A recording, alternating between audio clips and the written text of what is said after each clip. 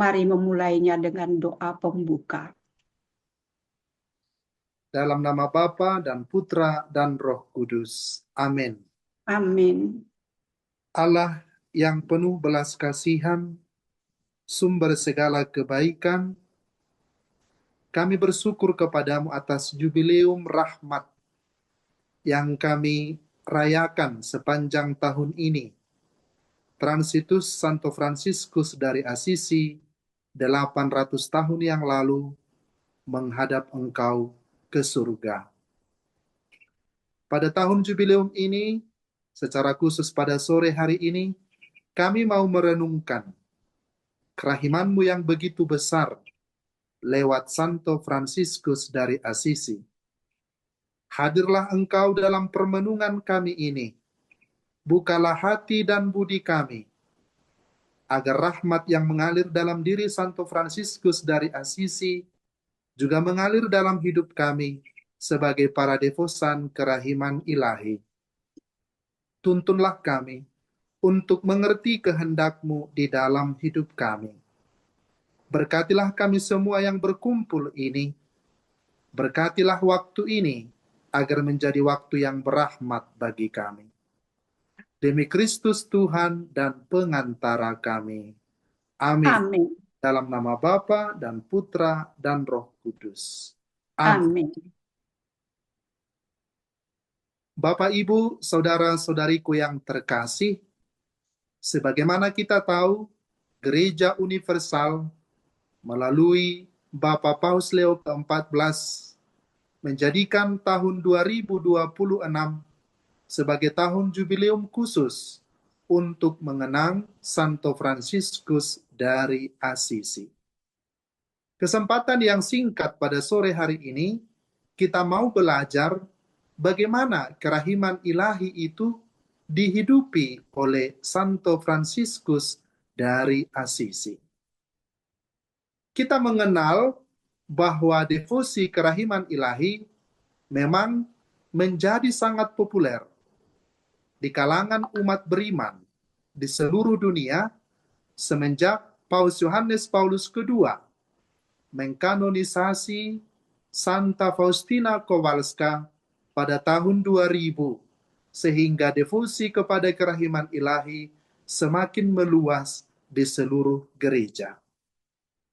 Itu tidak berarti bahwa kerahiman ilahi baru ada pada waktu kanonisasi Santa Faustina Kowalska. Kerahiman ilahi itu telah menyertai perjalanan gereja mulai dari awal sampai saat ini. Dan itu dihidupi oleh para kudus. Dan secara khusus, pada hari ini kita melihat bagaimana kerahiman ilahi itu dialami dan dihidupi oleh Santo Fransiskus dari Assisi. Santo Fransiskus dari Assisi dikenal sebagai Santo Kerahiman Ilahi yang sungguh menghidupi kasih ilahi, kerahiman Allah lewat cara hidupnya.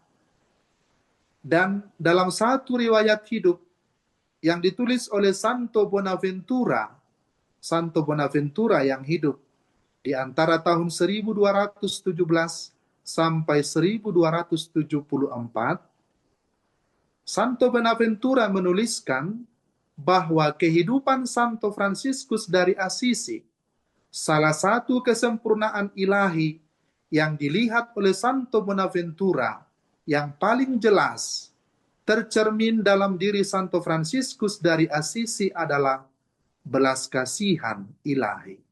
Belas kasih ilahi, bagaimana Santo Fransiskus menghidupinya.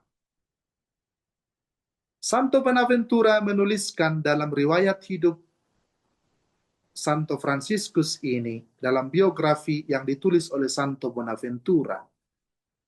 Di zaman akhir ini, rahmat Allah, Juru Selamat kita, telah dinyatakan dalam hambanya Fransiskus kepada semua orang yang benar-benar rendah hati dan mencintai kemiskinan suci.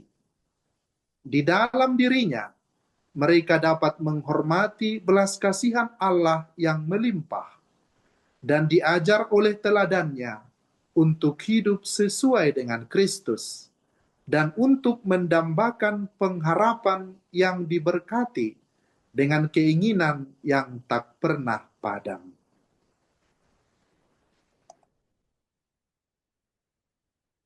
Dalam karya yang sama, dalam biografi Santo Fransiskus Assisi yang ditulis oleh Santo Bonaventura, diberitahukan kepada kita bahwa salah satu maksud utama doa Santo Fransiskus dari Assisi sendiri adalah memohon belas kasihan Allah bagi dunia berdasarkan penderitaan Yesus Kristus yang menyedihkan. Maka amat sesuai dengan doa yang diajarkan oleh Yesus Kristus melalui Santa Faustina. Demi sengsara Yesus yang pedih, tunjukkanlah belas kasih-Mu kepada kami dan seluruh dunia. Kita melihat bagaimana Santo Bonaventura menuliskan dalam riwayat hidup Santo Fransiskus. Ketika hamba Tuhan itu sendirian dan dalam kedamaian, ia akan memenuhi hutan-hutan dengan desahan, mencurahkan air matanya ke tanah, memukul dadanya dengan tinju, dan setelah menemukan semacam tempat persembunyian rahasia di sana, ia akan berbicara dengan Tuhannya. Di sana ia akan menjawab hakimnya. Di sana ia akan memohon kepada Bapanya. Di sana ia akan menjamu sahabatnya. Dan di sana juga pada beberapa kesempatan, para biarawan yang dengan hikmat mengamatinya, mendengar dia mengerang keras, memohon belas kasihan ilahi bagi orang berdosa, dan menangisi penderitaan Tuhan, seolah-olah itu terjadi di depan matanya. Itu yang dicatat oleh Santo Bonaventura tentang riwayat hidup Santo Fransiskus yang memang memohon belas kasih Allah bagi dunia yang berdosa. Dan dia sering sekali menangis, merenungkan sengsara Yesus. Selain belas kasihan Tuhan yang dimohon oleh Santo Fransiskus kepada Allah, dia juga meminta supaya para saudaranya memiliki kerahiman, memiliki belas kasih kepada saudara-saudaranya yang berdosa, kepada saudara-saudaranya yang jatuh dalam dosa. Dan dia mengatakan dengan tulisannya sendiri kepada para minister atau kepada para pemimpin ordo, dia menuliskan ada satu yang disebut dengan surat kepada seorang minister atau kepada para pemimpin. Dia mengatakan begini, kepada saudara N, dia tidak menyebut namanya, minister, semoga Tuhan memberkati engkau.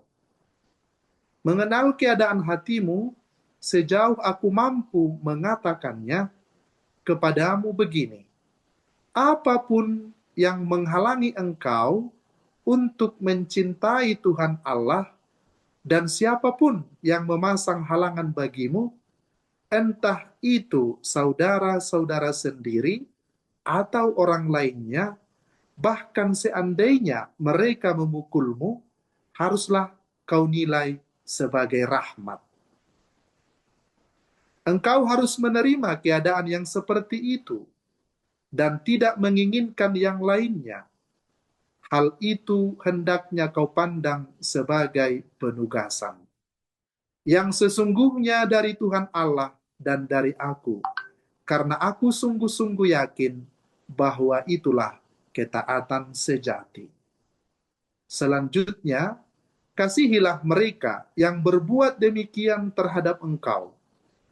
Janganlah engkau menginginkan sesuatu yang lain dari mereka, selain sebanyak yang dianugerahkan Tuhan kepadamu. Dalam hal itulah engkau harus mengasihi mereka, dan tidak boleh menginginkan bahwa mereka merupakan orang Kristen yang lebih baik. Hal itu hendaklah lebih bernilai bagimu daripada hidup di pertapaan. Dalam hal inilah aku mau tahu, apakah engkau mengasihi Tuhan, serta aku hambanya dan hambamu ini. kalau engkau melakukan hal-hal yang berikut. Kalau ada seorang saudara di dunia yang berbuat dosa, betapa banyak pun dosa yang diperbuatnya itu, maka sekali-kali jangan sampai terjadi bahwa ia, setelah bertemu pandang dengan engkau, pergi tanpa mendapat belas kasihanmu, kalau ia meminta belas kasihan. Kalau dia tidak meminta belas kasihan, maka engkau mesti bertanya kepadanya, apakah ia mau mendapat belas kasihan? Kalaupun sesudah itu ia berbuat dosa sampai 1000 kali di depan matamu, kasihilah dia melebihi aku, agar dengan begitu engkau menarik dia kepada Tuhan. Dan hendaknya engkau selalu menaruh belas kasihan kepada saudara-saudara demikian. Dan bila mana ada kesempatan bagimu, beritahukanlah kepada para guardian bahwa engkau sudah mengambil pendirian yang teguh untuk bersikap. Dalam surat ini, surat kepada minister ini, kita melihat bagaimana Fransiskus bersikap kepada saudara-saudaranya. Bagaimana Fransiskus bersikap kepada sesamanya. Dan hal itu juga menjadi satu semangat bagi setiap orang yang bukan hanya mengikuti semangat Fransiskus dalam ordonya, tetapi menjadi ajakan bagi kita semua untuk memandang orang lain dengan penuh belas kasihan. Dan Fransiskus mengatakan tidak ada seorang pun yang boleh pulang dari kita, kembali dari kita tanpa memperoleh belas kasihan.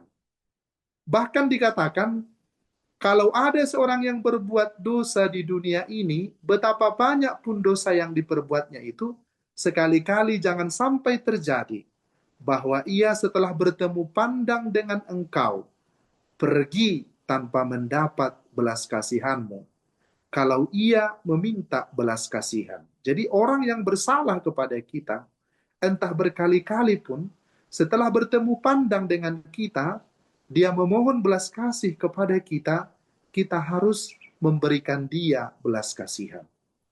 Hal itu seperti apa yang dikatakan oleh Yesus sendiri kepada para murid.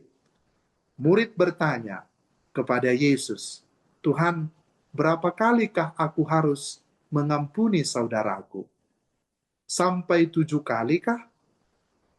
Yesus menjawab, bukan sampai 7 kali, melainkan sampai 70 kali 7 kali. Artinya pengampunan harus kita berikan kepada saudara dan saudari kita tanpa batas. Dan hal itulah yang ditekan oleh Santo Fransiskus kepada kita semua, bahwa dalam memberi pengampunan, kita tidak boleh menghitung-hitung kesalahan orang lain. Bahkan dikatakan, seseorang yang datang kepada kita, bertemu pandang dengan kita, dia tidak boleh kembali dengan keadaan yang tidak baik.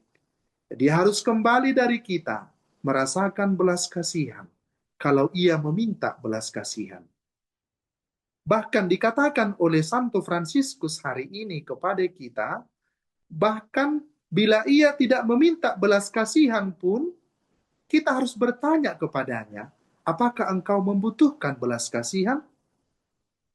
Walaupun setelah itu dia berbuat dosa lagi, bahkan 1000 kali di depan mata kita katanya, Fransiskus mengajak saudara itu, kasihilah dia melebihi aku. Melebihi aku. Tujuan dari hal itu ialah agar orang yang berdosa atau bersalah itu semakin didekatkan kepada Tuhan. Dengan itu dia ditarik kepada Tuhan. Karena Tuhanlah sumber segala pengampunan. Tuhanlah yang memberikan kepada kita hati yang luas, hati yang besar untuk mengampuni kesalahan sesama kita. Fransiskus bukan tanpa tujuan mengatakan itu, supaya setiap orang ditarik kepada Tuhan dengan cara hidup kita. Sebagai devosan kerahiman ilahi, kita harus menjadi pribadi yang pengampun, pribadi pembawa damai, pribadi pembawa sukacita. Tidak boleh ada dendam di hati kita. Kita harus menjadi figur-figur pertama yang membawa belas kasihan. Dan dengan itu mengajak orang, menghantar orang, menarik banyak jiwa kepada belas kasihan Tuhan. Pengampunan berbelas kasih ini lahir dari cinta kita. Cinta yang menjawab cinta. Dikatakan oleh Santo Fransiskus, jika engkau mengasihi Tuhan, maka bila kita mengasihi Tuhan, kita juga harus memiliki hati yang besar, hati yang murah hati untuk berbelas kasih kepada sesama kita. Maka di dalam diri Santo Fransiskus, belas kasihan itu menunjukkan seorang pribadi yang berbesar hati, penuh perhatian dan perawatan, tahu menerima kelemahan diri sendiri, dan ramah serta akrab memeluk saudara dan saudari kita. Seorang yang mencintai belas kasihan Allah, yang mengasihi Allah, yang menaruh devosi kepada kerahiman ilahi, harus memiliki hati yang besar, harus penuh perhatian. Dengan itu, semakin banyak jiwa yang juga akan dibawa kepada Allah. Kita harus menerima kelemahan-kelemahan diri kita, dan kita harus akrab dan ramah kepada saudara dan saudari kita. Saudara-saudariku yang terkasih, dalam petuahnya Santo Fransiskus mengatakan, di mana ada belas kasihan dan timbang menimbang, di situ tidak ada yang berlebihan dan ketegaran. Artinya, di mana ada belas kasihan dan timbang menimbang, di situ tidak ada yang berlebihan dan ketegaran. Artinya apa? Apabila ada belas kasihan hidup di dalam diri kita, maka di situ tidak ada orang yang merasa berlebih-lebihan. Semua orang akan merasa berbahagia, merasa dicukupkan. Dan itulah yang dikatakan oleh Santo Fransiskus kepada kita semua. Hal itu senada dengan apa yang dikatakan oleh Santo Paulus kepada jemaat di Efesus. Sebab hati yang berbelas kasih itu adalah hati yang lapang, terbuka akan pengampunan, dan tidak mengenal ketegaran atau kesombongan. Sebaliknya, tahu mengikuti teladan Kristus, dan kita diajak pandai berjalan dalam cinta kasih. Setiap orang yang memiliki belas kasih, hatinya akan menjadi lapang. Dia terbuka kepada pengampunan, tidak mengenal kesombongan atau ketegaran hati. Sebaliknya, orang yang memiliki belas kasih mengikuti teladan kerendahan hati Kristus, dan orang yang memiliki belas kasihan itu berjalan di dalam cinta kasih. Dan hal inilah yang harus kita hidupi dalam hidup kita sebagai seorang yang mengikuti semangat kerahiman ilahi, membuka hati dengan lapang, rela mengampuni, ramah, dan juga berjalan di dalam cinta kasih. Dengan refleksi atas kehidupan kerahiman ilahi yang dihidupi oleh Santo Fransiskus ini, maka kita bisa mengerti tentang ABC kerahiman ilahi. Apa itu ABC kerahiman ilahi? Kita sudah tahu. Yang pertama A, ask for His mercy, mohon belas kasih Allah. Dengan belas kasih kita ingin memohon terus-menerus, belas kasih itu kita terima.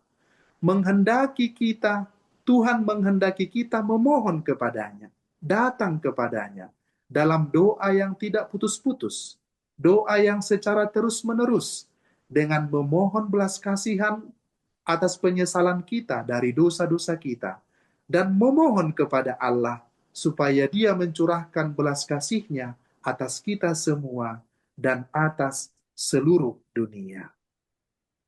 Kemudian B, be merciful. Dengan semangat Santo Fransiskus kita juga mengerti be dalam devosi kerahiman ilahi. Be merciful. Berbelas kasih kepada sesama. Berbelas kasih kepada sesama. Tuhan menghendaki kita agar kita menerima belas kasih-Nya. Kita terima belas kasih-Nya dan membiarkan belas kasih itu setelah kita terima dari Allah mengalir dari diri kita untuk disampaikan kepada orang lain. Jadi sama seperti yang dikatakan oleh Santo Fransiskus, kita menjadi saluran, kita menjadi channel, menangkap belas kasih Allah dan menyalurkannya kepada sesama kita. Tuhan menghendaki kita memperluas kasih dan pengampunan kepada sesama seperti yang Tuhan lakukan sendiri kepada kita. Maka, be merciful. Setelah kita memohon belas kasih itu kepada Allah, seperti antena dari radio atau antena dari televisi, kita tangkap belas kasih itu dan kita salurkan kepada sesama kita. Dan itulah dia spirit be merciful. Setelah kita menerima belas kasih Allah, kita salurkan belas kasih itu, membiarkannya mengalir di dalam hidup kita kepada sesama. Dan dengan cara itulah kita memperluas belas kasih itu kepada sesama kita, lewat pengampunan kita, lewat kasih kita kepada sesama kita. Dan C, completely trust. Percaya penuh kepada Allah, percaya penuh kepadanya. Kita tidak boleh ragu-ragu bahwa kita harus sungguh-sungguh percaya kepada kerahiman Allah, kepada divine mercy, completely trust itu. Completely trust, penuh percaya kepadanya. Tuhan ingin kita tahu bahwa rahmat-rahmat belas kasih-Nya tergantung pada besarnya kepercayaan kita. Semakin kita percaya kepadanya, semakin berlimpah rahmat yang kita terima. Dan hal itu sangat jelas diharapkan, diinginkan oleh Yesus sendiri kepada kita, agar kita tidak suam-suam kuku dalam percaya. Agar kita tidak setengah-setengah dalam percaya, tetapi completely trust. Percaya penuh kepadanya. Karena Tuhan ingin rahmat-rahmat belas kasih-Nya itu mengalir dari dalam hidup kita. Kita terima. Maka semakin besar trust kita kepada Tuhan, semakin besar keyakinan kita kepada kasih Tuhan, semakin besar jugalah rahmat yang dicurahkannya kepada kita. Maka pertanyaannya ialah, sebesar apa trust kita, kepercayaan kita, iman kita kepada Yesus yang Maha Rahim, kepada Allah yang berbelas kasih itu. Semakin kuat, semakin besar, semakin luas kepercayaan kita, trust kita kepada Tuhan, maka semakin berlimpahlah rahmat yang kita terima, dan semakin berlimpah jugalah rahmat yang kita akan salurkan kepada orang lain. Itulah ABC kerahiman itu. Maka pada jam kerahiman ini, mari kita mohon doa-doa Santo Fransiskus dari Assisi yang merenungkan sengsara Yesus. Juga doa-doa Santa Faustina, Santo Yohanes Paulus II, agar kita semakin percaya kepada belas kasih Allah dan juga mengalirkan kasih itu di dalam hidup kita. Tuhan memberkati kita semua. Kita berdoa dalam nama Bapa dan Putra dan Roh Kudus. Amin. Allah yang penuh kasih, kami telah mendengarkan permenungan pada hari ini. Semoga apa yang kami renungkan ini, pada jam kerahiman yang agung ini, membuka mata iman kami, agar kami semakin berserah kepadamu, menerima belas kasihan-Mu, dan berbelas kasih kepada sesama kami, seperti Santo Fransiskus dari Assisi.